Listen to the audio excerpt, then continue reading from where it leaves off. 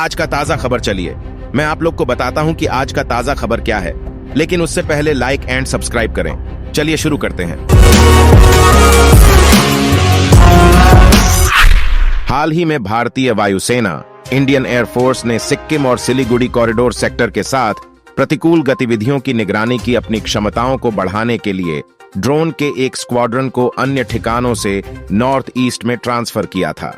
डोकलाम क्षेत्र में अपनी गतिविधियां बढ़ा रहा चीन अधिकारियों के हवाले से न्यूज एजेंसी ANI ने बताया कि चीन भी डोकलाम क्षेत्र में अपनी गतिविधियां बढ़ा रहा है और भारतीय सुरक्षा एजेंसियां लगातार निगरानी कर रही हैं। शिलोंग में भारतीय वायुसेना की ईस्टर्न कमान के पास चीन की सीमा के साथ साथ पूरे पूर्वोत्तर पर निगरानी रखने के हवाई क्षेत्र हैं, और जब चीनी विमान LAC के बहुत करीब उड़ान भरने या वहां भारतीय स्थानों की ओर बढ़ने की कोशिश करते हैं तो अक्सर हमारे लड़ाकू विमान उनको खदेड़ देते हैं। यह भी पढ़ें, भारत में अमेरिकी वीजा के लिए आवेदनों की बाढ़, महीनों का वेटिंग टाइम, US बढ़ा रहा अधिकारियों की संख्या, मिनिमम कॉमन प्रोग्राम पर सस्पेंस बरकरार। बैठक में मिनिमम कॉमन प्रोग्राम को लेकर सस्पेंस जारी है। मीटिंग से पहले तृणमूल के डेरेक ओब्रायन ने कहा कि अभी इस पर बात करना उचित नहीं होगा। ब्रायन ने कहा कि मीटिंग में आने वाले वक्त की सिर्फ रणनीति तैयार की जाएगी। मीडिया रिपोर्ट के मुताबिक कई विपक्षी पार्टियां अभी इसके पक्ष में नहीं है। इसके पीछे तर्क है कि न्यूनतम साझा कार्यक्रम चुनाव के बाद तय किया जाता है और उस पर हस्ताक्षर होता है।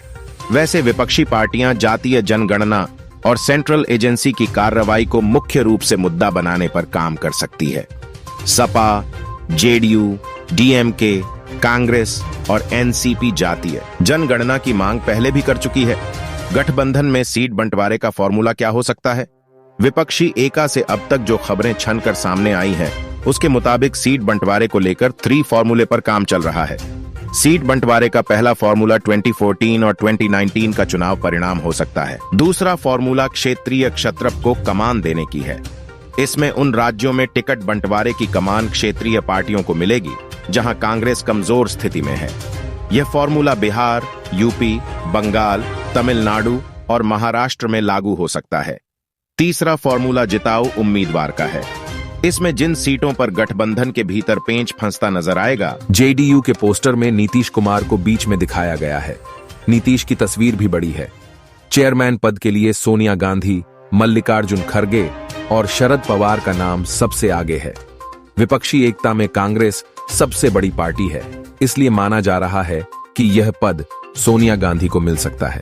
सोनिया 2003 के बाद से ही लगातार UPA की चेयरमैन है। हाल के महीनों में दूसरी कमांड लेवल एक्सरसाइज अधिकारियों के अनुसार भारतीय वायुसेना की प्रलय एक्सरसाइज में ट्रांसपोर्ट और अन्य विमानों के साथ साथ राफेल और सुखोई 30 लड़ाकू विमानों सहित वायुसेना के प्रमुख लड़ाकू संसाधन दिखाई देंगे। IAF द्वारा की जा रही यह हाल के महीनों में दूसरी ऐसी कमांड लेवल की एक्सरसाइज है। प्रलय एक्सरसाइज ऐसे समय में हो रही है जब भारतीय वायुसेना ने ईस्टर्न सेक्टर में S-400 एयर डिफेंस स्क्वाड्रन को तैनात और सक्रिय कर दिया है, जो दुश्मन के किसी भी विमान या मिसाइल को 400 किमी दूर से ही मार गिराने में सक्षम है। इस तरह का एयर डिफेंस सिस्टम दुनिया के बहुत कम देशों के पास है। भारत ने रूस से अरबों डॉलर में यह सौदा किया। इस स्टोरी में विपक्षी एकता की नई टीम और उसमें शामिल होने वाले संभावित नामों के बारे में विस्तार से जानते हैं। विपक्षी एकता में 3 तरह की कमेटी बनाए जाने की चर्चा। JDU एक वरिष्ठ नेता के मुताबिक विपक्षी एकता में टीम और कमेटी का मॉडल बिहार की तर्ज पर रह सकता है। अंतिम वक्त में इसमें कुछ संशोधन भी हो सकता है। इस मॉडल के अनुसार सबको एकजुट रखने के लिए 3 तरह की कमेटी बनाई जा सकती है। 1. High level committee. विपक्षी एकता में शामिल सभी पार्टियों के टॉप नेता इस कमेटी में शामिल होंगे। उदाहरण के लिए सपा से अखिलेश, कांग्रेस से मल्लिकार्जुन खड़गे, तृणमूल से ममता बनर्जी, JDU से नीतीश कुमार, RJD से लालू प्रसाद और NCP से शरद पवार। कमेटी पर सभी मसलों पर चुनावी रणनीति तय करने, NDA के खिलाफ माहौल बनाने और टिकट फॉर्मूला तय करने का जिम्मा रह सकता है। इसी कमेटी में सारे विवाद सुलझाए जाएंगे। रिपोर्ट के मुताबिक इस कमेटी में संयोजक का पद सबसे महत्वपूर्ण रहेगा। किसी भी बड़े मसले पर बयान जारी करने की जिम्मेदारी भी इसी कमेटी पर रहेगी। दल के हिसाब से देखा जाए तो कमेटी में कुल 16 नेता शामिल हो सकते हैं। इस कमेटी की मीटिंग 15 दिन या 30 दिन में एक बार होगी। 2. कार्यकारी स्तर की कमेटी रणनीति तैयार करने और उसे अमली जामा पहनाने के लिए विपक्षी पार्टियां एक कार्यकारी स्तर की कमेटी बना सकती है। इस कमेटी में सभी पार्टियों की तरफ से नंबर 2 के नेता को शामिल किया जा सकता है। यह कमेटी मीटिंग स्थल, समय आदि तय करने का काम करेगी। अगर आसान भाषा में कहे तो इसी कमेटी पर विपक्ष की रणनीति को जमीन पर उतारने की जिम्मेदारी रहेगी। कौन से मुद्दे को कब और कैसे अमल में लाया जाएगा, कार्यकारी कमेटी ही तय कर सकती है।